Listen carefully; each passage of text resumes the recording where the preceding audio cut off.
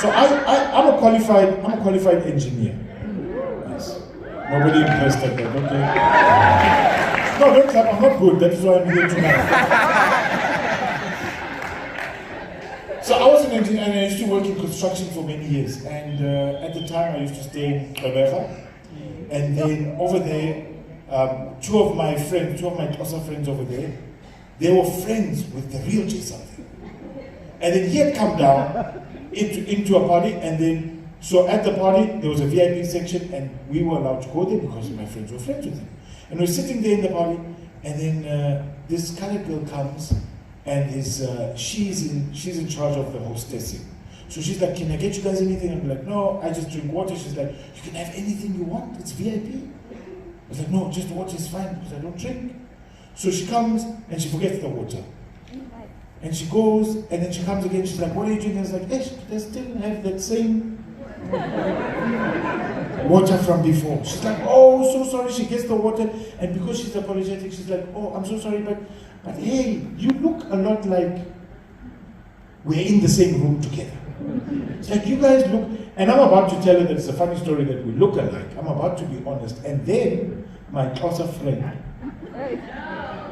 puts his hand over my shoulders and he's like, funny story, they're actually cousins. So now I've been promoted to wingman in this situation. Now I'm J-Something's cousin, and I'm like, okay, I have to take the girl's number. We start chatting, and she's like, I've got my 21st party in 2 weeks' time. So now I have to keep the conversation going just for the benefit of my friend. So we chat, and she's like, there's a theme for the party. So it's a colored girl, it's a colored 21st party, but it's an all-white colored. It's an all-white colored 21st party. So we're dressed in all white, myself and my two Xhosa friends, we get to the party, we get over there, and then there's uncles, aunts, parents, all sorts of people over there. And at the beginning of the party, the aunt stands up and says, my girl, you've become such an independent woman, even though your father was never around. And then the father stands up and says, my girl, you've become such an honest young lady, despite your aunts being all liars. And it goes on and fast. It's very interesting. We're sitting there, but we're confused. We don't know why we're here. And she gets on and she's like, thank you, Aunt so-and-so, and thank you, Daddy, and thank you this, and thank you. She thanks everybody, and then she's, finally, it's myself and my two Xhosa friends, and she's like, finally, last but not least, I would like to thank the Mi Casa crew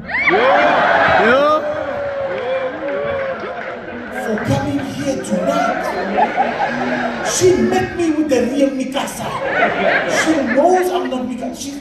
She's like, thank you. And that is when I realized that nobody knows how the black people look in Mi Casa.